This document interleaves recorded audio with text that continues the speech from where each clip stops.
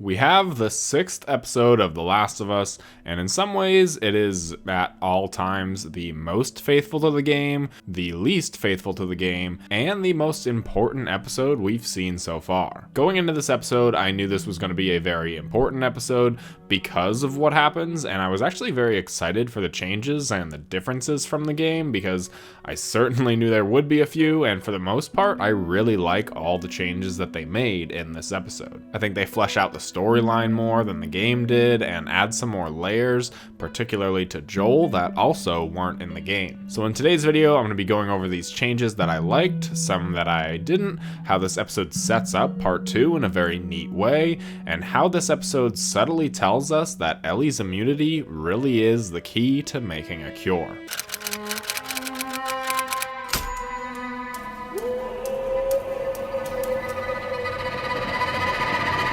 So right off the bat, I have to mention the old couple in the cabin because for like the 5 minutes or less that they were in it, they completely stole the episode. I remember seeing this couple in the trailer for the season and knowing that they weren't in the game, so I was like, oh great, here's another group of people that I'll care about just for them to die, but they didn't, and their interactions were really great. When the woman was talking about how they get fireflies in the summertime and then confused about firefly people, these interactions genuinely made me laugh. And the fact that she made Joel and Ellie food, but was too lazy to go and get the gun, all these were tremendous additions and a great lesson in writing about how easy it is to create likable characters with so little screen time. And maybe I'm just getting excited, but I haven't mentioned this at all throughout these videos that I've made about The Last of Us, but whenever Pedro holds his gun, it really reminds me of The Mandalorian, so hype for season 3. But like I said, this episode adds a lot of layers to Joel. In the game, Joel is this brutal war machine that kills literally hundreds of people and infected with seemingly no downsides,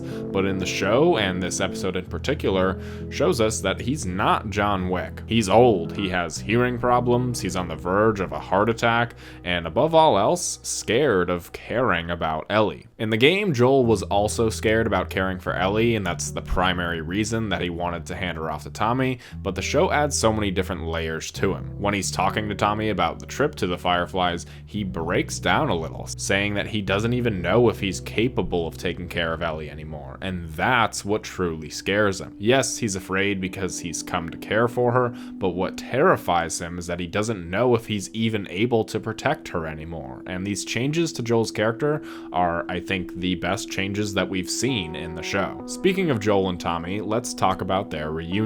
If there's one actual scene that I prefer in the show over the game that has been adapted so far, it's their reunion. In the game, Joel is obviously happy to see his brother, but I never felt like it was like as heartwarming as it could have been. Like, Joel, dude, you literally just traveled across basically the entire country to get to your brother, and you just give him a quick, short hug, and I don't know, it was never really that meaningful to me. The show added this additional layer of Joel actively seeking where Tommy is, so their reunion is that much more powerful. Whenever I say anything bad about the game, people rip on me in the comments, so sure, go ahead, but I liked the show's version more. Their interactions throughout the episode are also totally different from the game. In the game, Joel immediately tells his brother about Ellie's immunity, and their past does get brought up, but it's a very different manner. They start arguing about what needs to be done, but again, in the show, their interactions are more meaningful. This really does feel like two brothers who have been apart for so long, brothers that thought they might not ever see each other again. Joel kind of resents Tommy and how seemingly perfect his life is, and Gabriel Luna does a great job as Tommy in this episode. But at the end of the day, they are brothers, and that message clearly comes through. There's also a really big change to Tommy in this episode that could have huge implications going forward, but I'll get to that one in a minute. Another one of the greatest inclusions in the show was the interaction between Ellie and Maria. We didn't see Ellie's point of view of this in the game, so when Ellie brings up Sarah to Joel and that Maria told her about her, we don't exactly know how she told Ellie about Sarah, and I think this was a great scene for us to see Ellie's reaction to. She didn't know anything about Sarah, and all of the dots start connecting in her head about who Joel really is. The big scene of the episode is the conversation between Joel and Ellie. In the Inside the Episode, the actors talked about how nervous they were for this scene, and Craig Mazin talks about how important this scene really is, because it might be the most iconic scene of the first game. This is almost word for word the same scene from the game, with a few exceptions. Joel doesn't tell Ellie that she's You are treading on some mighty thin ice here. I don't actually see a big deal with leaving this line out like some people do, especially because they added this line. Do you give a shit about me or not? Of course I do. Then what are you so afraid of? The actors made this scene their own, and I've come to the realization that I have to stop comparing scenes like this that are directly taken from the game, because at the end of the day, as a huge fan of the game, I'm almost always going to prefer the game's version. It's the exact same thing as when people read the books before the movie comes out and they're like, oh yeah, that was okay, but the book was way better. And I really hate those kind of people. Even when I read the book before a movie comes out, I really avoid saying that because it's just annoying. So in past videos, I've complained about the line delivery. I'm going to stop doing that because, of course, these actors want to make these scenes their own, not just a carbon copy of the game. So overall, the scene was incredible, and the actors did a great job adapting the source material. And on that note, let's talk about the biggest differences of the episode that everyone seems to have a big issue with, and that's the lack of enemy encounters. In the game, there's an additional 3 encounters that would have happened over the course of this episode, but if those encounters were kept in the show, it really would have taken away from Joel's development of the episode. This episode highlights that Joel is old and can't do what he used to do anymore. Yeah, sure, Ellie stealing a horse and then having Joel and Tommy come after her was important in the game, but I think Joel having to sleep a night on this conversation with Ellie was much more impactful. And their conversation in the morning about Ellie should have a choice as to who she wants to go with, just for her to immediately pick Joel before he's even finished his sentence, was the most Ellie thing that Bella Ramsey has done with all these changes,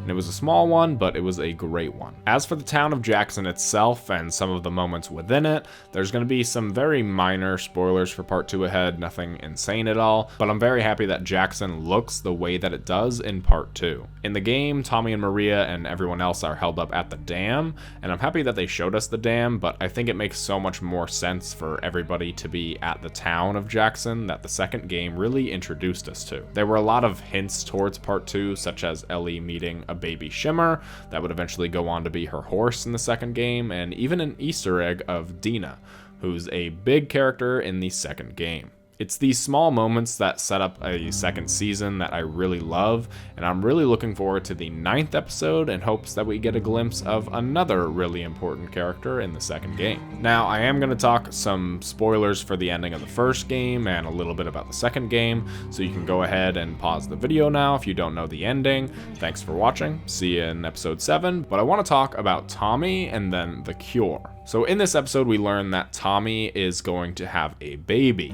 and that is not something that happened in the first game or the second game. So how is this going to impact Tommy's character going forward? In part 2, he obviously goes to Seattle, but maybe he won't do that in the show anymore because at that time he'll have like a 5 or 6-year-old son or daughter, and that's going to change Tommy's whole dynamic with Joel, with Ellie, with Maria even. I don't know how he could leave his child to go after Abby in the second game. I don't know, it adds a lot of different options for where they could be taking the character of Tommy, if he will do the same things or if he will stay in Jackson the entire time. We don't really know. While it's a pretty small change, I guess, for the episode, it is going to be a huge change going forward. Now, for the cure, when I started making videos for The Last of Us, I realized that there's a big contingency of people who didn't believe the cure would work, so therefore what Joel does is the right thing. It's something I never really thought of because it's impossible to cure a fungus and then that the cure wouldn't work. I never really thought too hard on that. I figured they made the infected based on a fungus because it was just kind of to differentiate itself from the rest of the zombie genre, but I also didn't think it was important if the cure would work or wouldn't work. That's not what the ending is about. It's about Joel's choice. His actions weren't motivated due to the fact that the cure might or might not work. In Joel's mind, the cure was going to work, but he takes Ellie away regardless, And in the show, that's exactly what they're doing. In this episode, Joel says to Ellie that Marlene isn't an idiot, and if she says there can be a cure, then her people can make one, or something along those lines. And this line is, I think, the most important line in the series going forward. Joel is under the impression that Ellie actually is the key to making a vaccine, and I really am just so happy that this line was added, because it makes me feel like my opinions on Joel are the correct opinions. There are so many mental hoops people go through to tell me that Joel is a great person and a hero for saving Ellie,